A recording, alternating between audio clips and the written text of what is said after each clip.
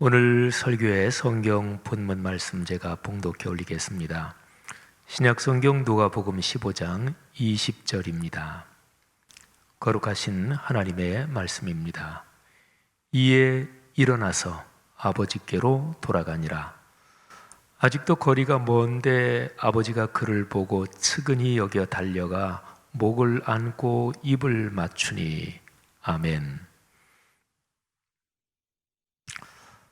코로나19 상황에도 불구하고 크리스마스를 기다리는 모든 성도들의 마음과 삶, 그리고 가정, 가문, 사회적인 모든 활동에 주님의 은혜가 넉넉하기를 주의 이름으로 축복합니다. 누가복음 15장을 본문으로 하는 6번째 설교입니다. 탕자의 비유 이야기를 계속 묵상하고 있습니다. 이 탕자 이야기는 구원의 구조를 담고 있습니다. 하나님을 멀리 떠난 인간이 다시 하나님의 품으로 돌아온다는 것이죠. 창세기 2장의 최초의 사람 아담과 하와의 범죄 사건이 기록되어 있고 3장으로 넘어가면 에덴 동산에서 쫓겨나는 장면이 나옵니다. 아담과 하와 두 사람은 에덴의 동쪽으로 쫓겨납니다. 그 쫓겨나는 장면이 창세기 3장에 있는데 22절부터 24절 말씀을 한번 들어보십시오. 여호와 하나님이 이르시되 보라, 이 사람이 선악을 아는 일에 우리 중 하나같이 되었으니 그가 그의 손을 들어 생명나무 열매도 따먹고 영생할까 하노라 하시고, 여호와 하나님이 에덴 동산에서 그를 내보내어 그의 근원이 된 땅을 갈게 하시니라. 이같이 하나님이 그 사람을 쫓아내시고 에덴 동산 동쪽에 그룹들과 두루 도는 불칼을 두어 생명나무의 길을 지키게 하시니라. 아멘. 에덴 동산에서 쫓겨나는 신라권은 하나님과 사귐을 갖는 자리에서 분리된다는 것입니다. 탕자의 비유 이야기에서 보면 에덴 동산은 하나님의 집입니다. 타락한 인류가 다시 아버지이신 하나님의 품으로 돌아가는 길을 예수 그리스도께서 여시는 것이죠. 예수께서 말씀하십니다. 요한복음 14장 6절, 저 유명한 구절입니다. 예수께서 이르시되 내가 곧 길이요 진리요 생명이니 나로 말미암지 않고는 아버지께로 올 자가 없느니라. 아멘. 예수님께서 아버지를 멀리 떠난 인생들에게 다시 아버지께로 가는 길을 여신 것이지요. 아니, 예수님 자신이 그 길이 되신 것입니다. 구원의 중보자이신 예수 그리스도의 역할은 탕자 이야기, 그 이야기 구조 안에서는 숨겨져 있습니다. 그러니까 직접 등장하지는 않으신다는 얘기입니다. 그러나 지금 이 탕자 이야기를 누가 얘기하고 있나요? 예수님께서 얘기해 주시고 계시지요. 이걸 한번 생각해 보십시오. 예수님은 이야기 안에 직접 등장하시지는 않지만, 그런데 이 얘기를 해 주시면서 이야기에 등장하는 탕자의 귀향을 적극적으로 지지하십니다. 예수님은 이야기를 구성하고 들려주시는 분이면서 동시에 이야기 안에서 드러나지는 않지만 적극적으로 역할을 담당하고 계시는 것이죠. 자, 이거 참 중요한데요. 그러니까 이야기 안에 직접 등장하지는 않지만 이야기 밖에서 얘기를 구성하시고 얘기를 들려주시는 분으로서 간접적으로 강하게 역할을 하신다. 요 얘기 말이죠. 조금 더 살펴보겠습니다. 지금 예수님께서 탕자 이야기를 해주시는 그 상황을 생각해 보십시오. 자, 어떤 상황인가요? 누가복음 15장 1절을 보면 세리와 죄인들이 예수님의 말씀을 들으러 예수님께 나옵니다. 그리고 이 상황을 보고 바리새인들이 비난하지요. 그래서 예수님께서 두 가지 앞서서 비유도 얘기해 주셨고 그리고 지금 세 번째 탕자 이야기를 그래서 해주시는 것이지요. 예수님은 탕자 이야기를 통해서 세리와 죄인들을 적극적으로 지지하고 옹호하고 계십니다. 중보자이신 예수 그리스도의 역할이 말씀드린 대로 이야기 그 안에서는 숨겨져 있습니다. 직접 등장인물로 나서지는 않으십니다. 그런데 이야기 밖의 상황을 생각해 보면 사실은 예수님은 당신이 이 이야기를 만드시고 해주시면서 적극적으로 또 어떤 면에서는 명시적으로 역할을 담당하고 계시는 것이지요. 참 멋진 구조입니다. 자, 누가복음 15장에 나오는 이 비유 이야기 세 개를 한번 잠깐 예수님의 등장 그 역할과 연관해서 좀 비교를 해보겠습니다. 자, 첫 번째 이야기, 두 번째 이야기. 이 두 개의 비유에서는 중보자이신 그리스도 예수께서 직접 등장을 합니다. 얘기 안에서 말이죠. 자, 어떤 남자가 잃은 양 한 마리를 찾는 얘기, 첫 번째 얘기죠. 어느 여인이 잃은 동전을 찾은 얘기, 두 번째 얘기지요. 근데 거기에 등장하는 어느 남자, 어느 여인, 이 두 사람의 모습이 바로 예수 그리스도이십니다. 잃어버린 한 마리 양, 곧 하나님을 떠난 어느 한 사람을 찾기까지 산과 들을 다니는 목자는 잃은 양을 찾는 예수 그리스도이십니다. 잃은 동전 하나를 찾는 여인도 마찬가지입니다. 등불을 켜고 그리고 집안을 쓸면서 잃은 동전을 찾을 때까지 애쓰는 여인의 모습은 세리와 죄인을 찾아 용서와 구원의 말씀을 전하시는 예수 그리스도이십니다. 자, 그런데 이 두 가지 비유하고 비교하면 이미 말씀드린 대로 세 번째 비유에서는 이야기 안에 등장하지는 않으십니다. 대신 그 중보자 예수 그리스도는 이야기 밖에 계십니다. 그런데 그 이야기 안에는 첫 번째, 두 번째 이야기하고는 다르게 특별한 분이 얘기 안에 등장하십니다. 바로 하나님 아버지께서 그 탕자의 아버지의 모습으로 등장합니다. 이 세 번째 얘기에 등장하는 하늘아버지, 아버지의 모습으로 등장하는 이 등장인물, 이 아버지는 어떤 분인가요? 끝까지 기다리시는 아버지, 가없는 사랑으로 끝까지 기다리시는 아버지의 모습입니다.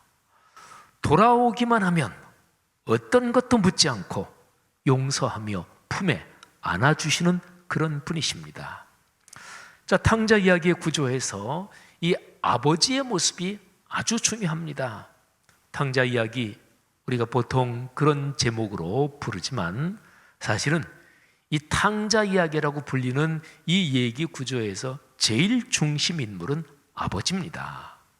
자, 이 이야기의 구조에서 핵심은 극도의 대조입니다. 아주 극한적인 두 가지가 대조되어 있어요. 둘째 아들의 폐륜적 행위, 그리고 아버지의 무조건적인 사랑입니다. 얼마나 대조적이에요.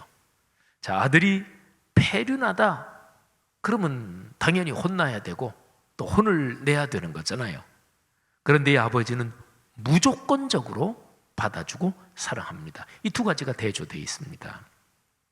하나님과 아버지의 권위를 무시하는 둘째 아들의 행동 거지는 유대 신앙의 시각에서 보면 한마디로 말하면 막된 놈의 모습입니다.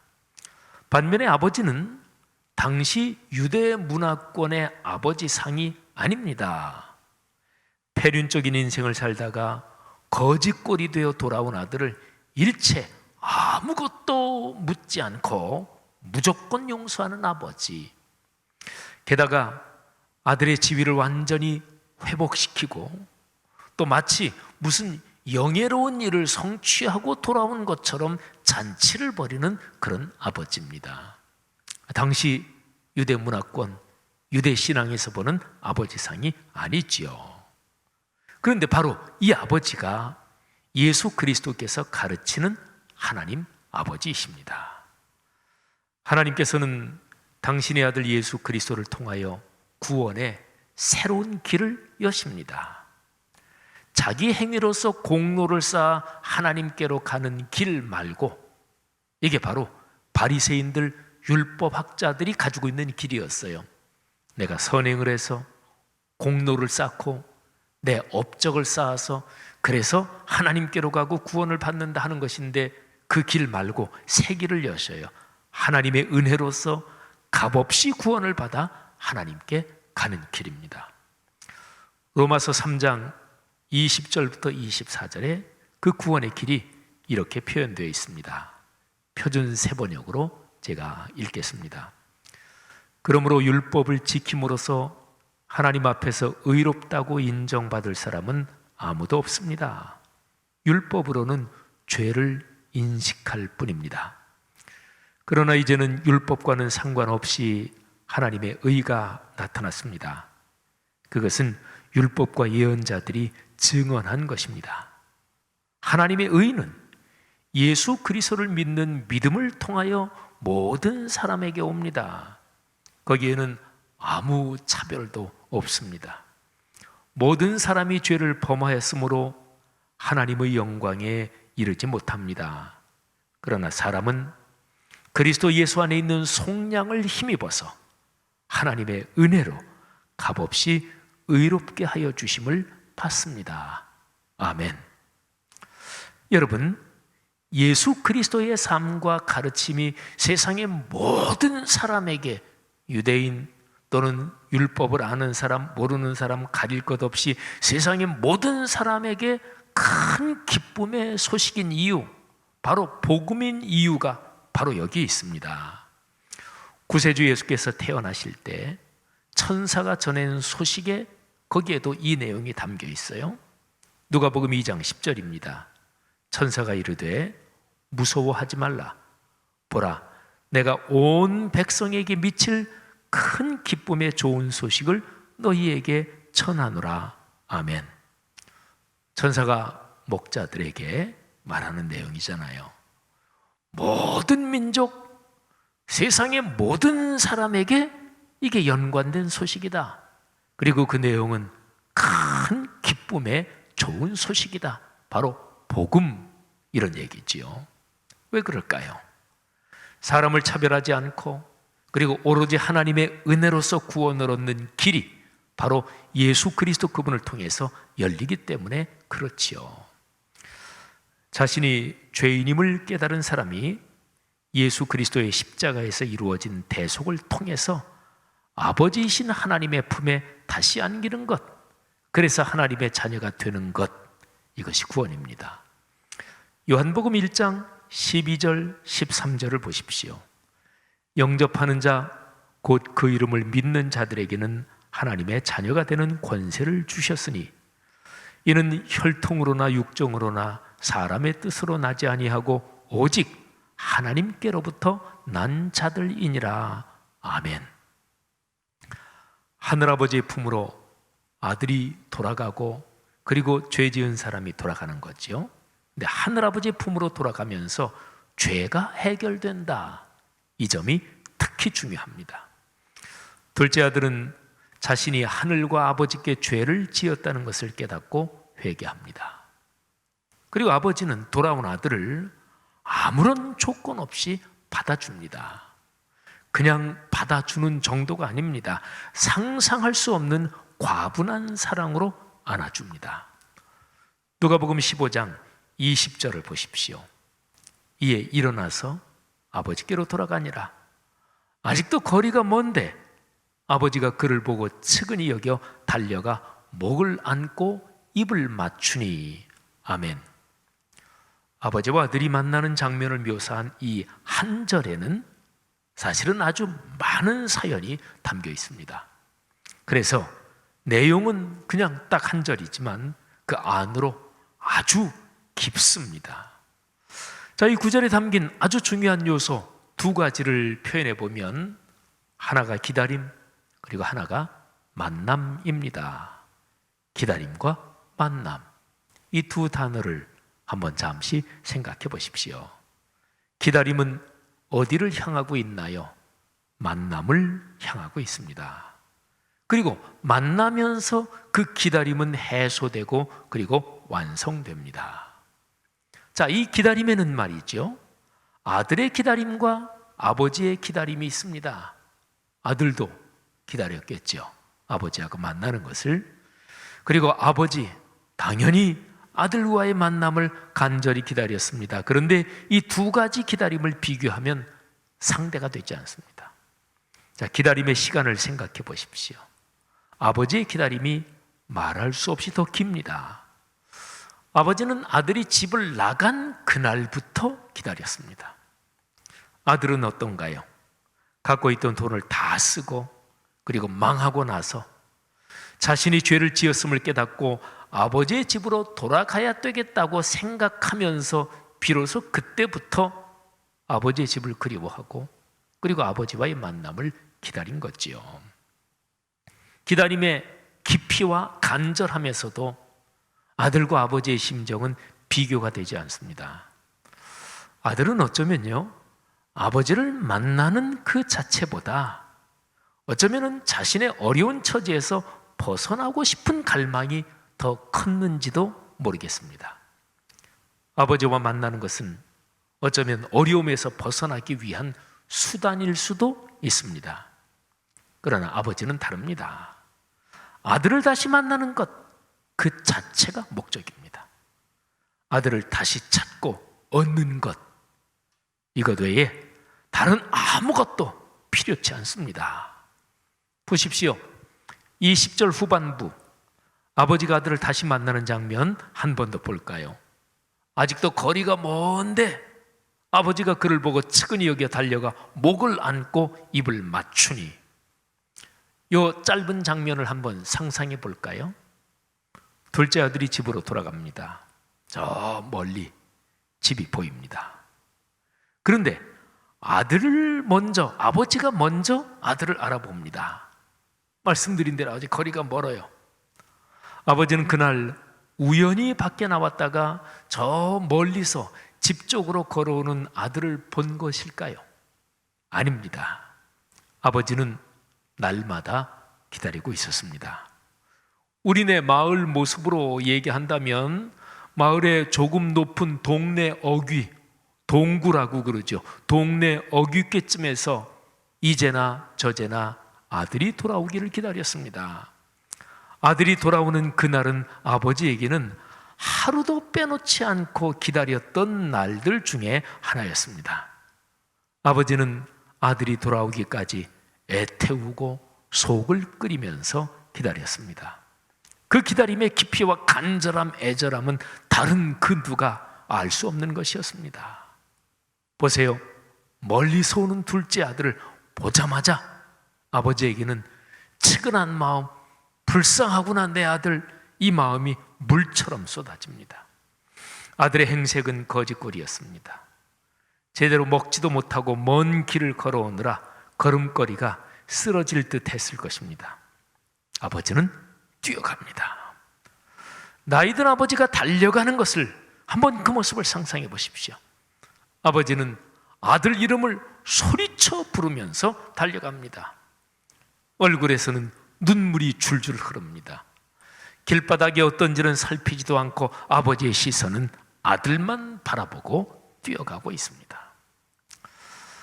하나님의 자녀인 그리스도인 여러분들이요, 탕자의 비유에 등장하는 바로 이 아버지가 여러분과 제가 아버지로 부르며 섬기는 하나님이십니다. 우리의 하늘 아버지이십니다. 그 어떤 것이든 우리 삶의 어려운 상황을 하늘 아버지께서는 결코 외면하지 않으십니다.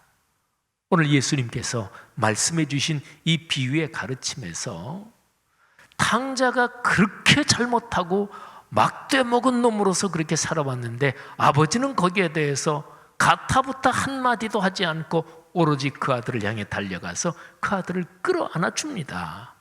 우리 하늘 아버지도 바로 이런 분이다. 이게 바로 예수 그리스도께서 가르쳐 주시는 하나님 아버지이십니다. 잘한 것이라고는 눈꼽만큼도 없는 둘째 아들을 무조건 용서하여 사랑으로 품에 안으시는 하나님이십니다. 성도 여러분, 지금 여러분의 삶에 어떤 어려움이 있습니까? 어떤 것이든 괜찮습니다. 둘째 아들처럼 자기가 잘못해서 그래서 자업자득으로 당하고 있는 어려움이어도 상관이 없고요. 또는 나는 잘못한 것이 없는데 외부적인 환경 때문에 어떤 다른 사람이 나를 해코지해서 공격해서 그렇게 당하는 어려움이든 어떤 것이든 괜찮습니다. 하늘아버지 앞에서 여러분의 마음을 다 열어놓고 고백하십시다.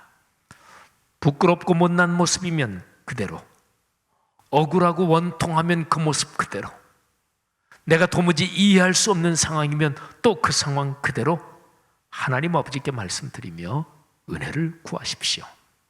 하늘아버지께서 여러분을 품에 안으시고 그리고 마음과 영혼에 평안을 주실 것입니다.